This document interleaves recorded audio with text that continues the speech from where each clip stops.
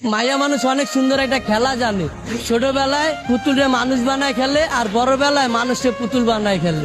বিয়া করছিলাম, 5 বছরের প্রেম আর 1.5 বছরের সম্পর্ক। বিয়া 10 দিন আগে আমার ডিভোর্স হয়ে গেছে, সে আরেকটা বিয়া করে ফেলাইছে। কেন ছেড়ে গেছে এটা তো আমি কইতে পারবো না, তার ব্যক্তিগত ব্যাপার, কি জন্য ছেড়ে গেছে। কিন্তু আমি আমার সাইড থেকে ওরে কোনো কমতি রাখি নাই দেওয়া।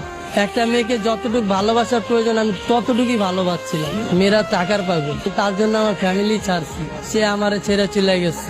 মানুষ পছন্দের একটা জিনিস কখন ছাড়ে, সে আরো দামি কিছু যদি পায় তখন ছাড়ে। সে হয়তো পাইছে আমারে ছেড়ে গেছে, কিন্তু আমি এখনো পাই নাই, সেজন্য তারে ছাড়তে পারি না। তার স্মৃতি নিয়ে বাইচে আসছি। তারে কথা দিয়েছিলাম ভাই যে সে যদি ছাইরা চলে যায় তাহলে আমি আত্মহত্যা করবো, কিন্তু ভাই অনেক কষ্টে বাইচে আসছি নিজের লগে লড়াই কইরা। সে চলে যাওয়ার পর আমার বাইচা থাকার ইচ্ছাটা চলে গেছে। ভালোবাসার মানুষ হারানোটা অনেক কষ্ট, যার হারায় সেই বোঝে।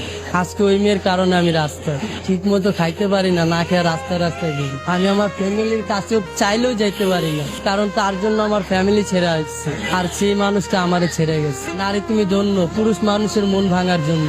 তাকে কি এমন কোনো কথা আছে যেটা বলা হয়নি, আজকে আমাদের মাধ্যমে বলবেন? তাকে একটা কথাই বলবো, আমি আজও তোমাকে ভালোবাসি। আপনার মুখে আমি একটা গান শুনতে চাচ্ছি।